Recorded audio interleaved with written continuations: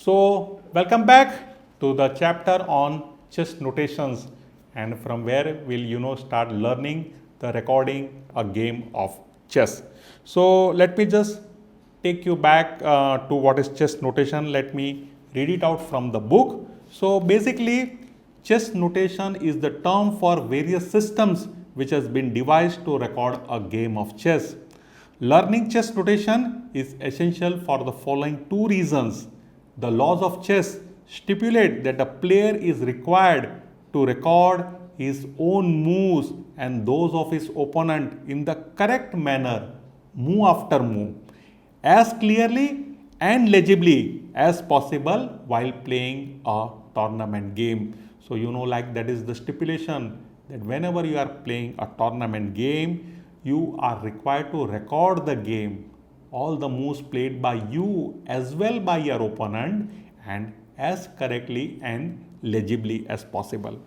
Then second point as to why learning chess notation is essential. The second reason is that the chess trainers and authors of books and software on chess uses chess notations to describe a game and its various aspects.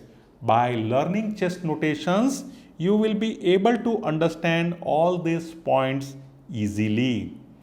As such, it is recommended that you develop fluency in chess notation so that you are able to understand the lessons imparted by your trainer.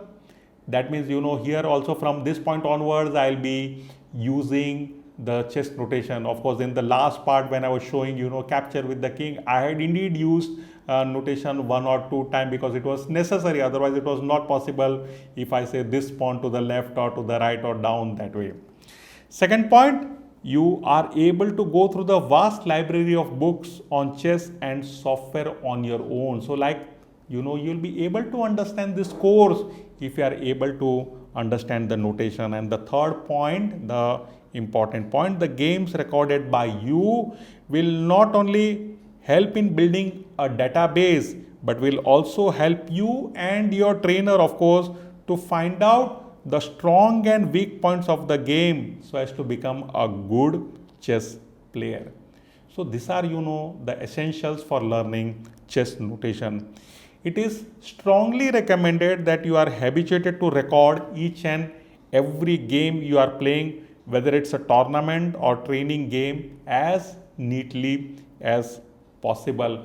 So here, before going further, I would like to recount regarding one of the greatest player from Mumbai and India, a legend, and that is Grandmaster Praveen Thipse. Of course, I too stay in Mumbai, India, and Grandmaster Praveen Thipse is my very close friend and much respected. And like when we were traveling together for a tournament, and then he recounted that he has all the score sheets, all the games which he has recorded right from his earliest playing days from the school level to the time means still continuing to play. He has won the Indian National Championship, a record 7 times. But you see that he has preserved all his score sheet. That is simply mind-boggling. And that is what you should do. Like whatever games you play, in fact, even if you are playing training tournaments, it's always good that you record each of the game. That becomes your database and you are able to use that game. It will help your trainer also finding out your strong and weak points as to in which areas you are strong and what is your weakness, and that he will be able to eliminate with proper training if he gets to all this database. So let me continue with the notations. And of course, as I said at the start, that there are various systems available, and which systems are we going to use?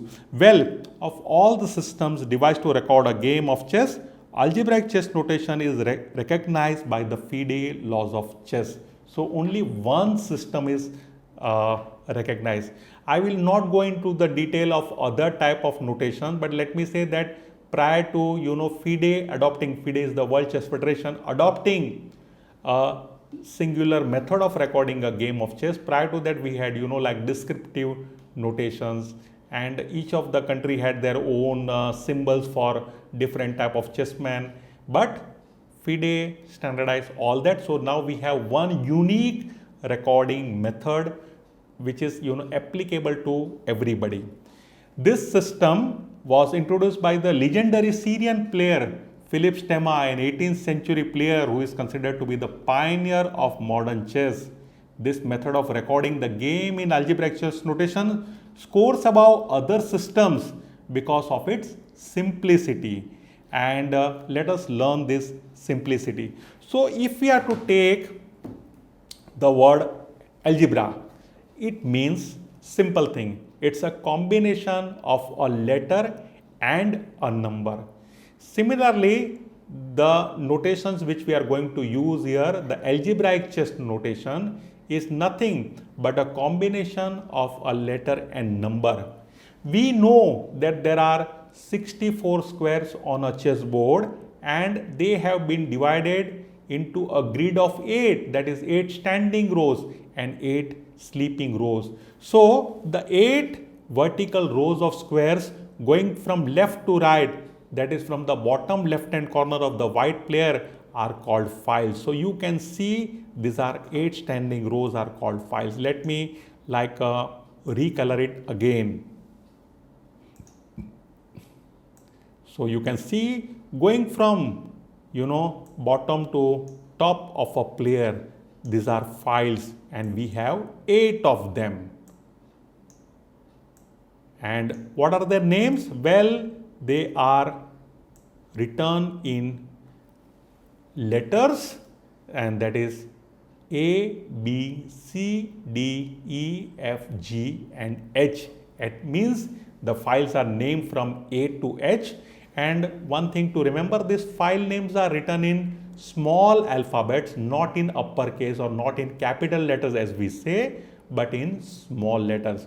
So once again to recap, the files are 8 standing rows going from bottom to top of a player, and they are indicated by the alphabet, named by the alphabets A, B, C, D, E, F, G and H, and they are to be written in small letters, that is lowercase, and not in capital. In the opposite direction, we have ranks. So the 8 horizontal rows of square going upwards from bottom to top of the white side are called ranks, and like ranks, they are of course numbers. So ranks are numbers, and that the rank names are 1, 2, 3, 4, 5, 6, 7 and 8. Let me show you again by coloring it. First let me remove the color. So you can see here the 8 rank. This is first rank, this is second rank, third rank, fourth rank, fifth rank, sixth rank, seventh rank and eighth rank. Just a second, I made it wrong color.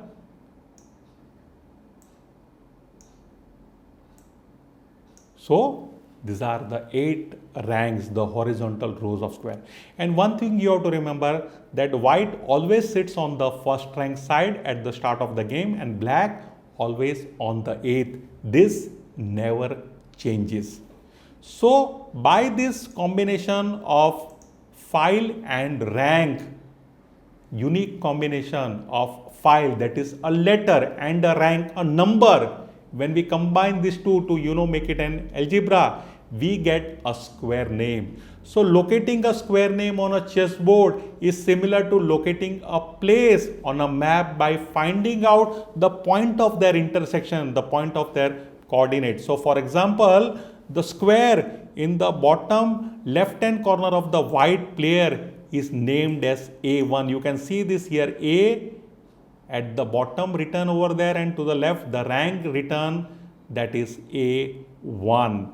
And like A is the file and 1 is the rank, so we combine them, that is A1. And similarly we can find name of all the 64 squares. Let me just recount the square names here. That is, for example, C4 here, you can look here, white is named as C4. You can look here, it is bottom, it is C, and then you look at the side, that is horizontally, then you can see it, the number 4. That means the square name is C4. What about this square? Well, it is E5. And remember that E is to be written in, like small letters, lowercase, not in capital. Though in the diagram here, the software uses uppercase, but not so while writing. While writing, you will be using the lowercase. And this square, this is named as G6. You can see the file is G and the rank is 6. So this is how you will be able to, name all the 64 squares on the chessboard. They have got a unique name by this combination of a file and a rank.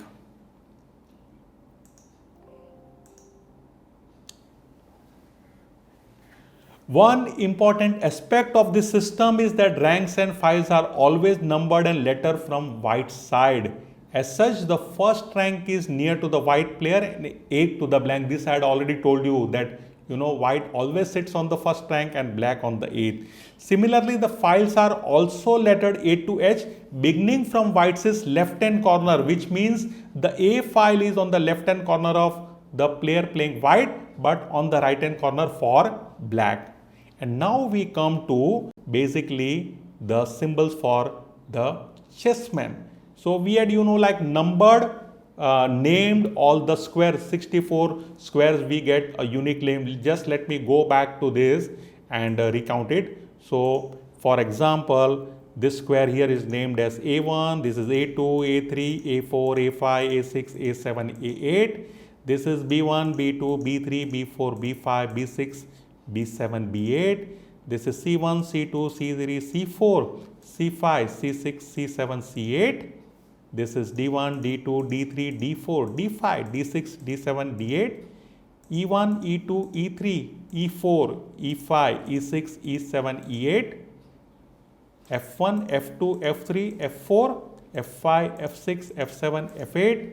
G1, G2, G3, G4, G5, G6, G7, G8. And finally H1, H2, H3, H4, H5, H6, H7 and H8.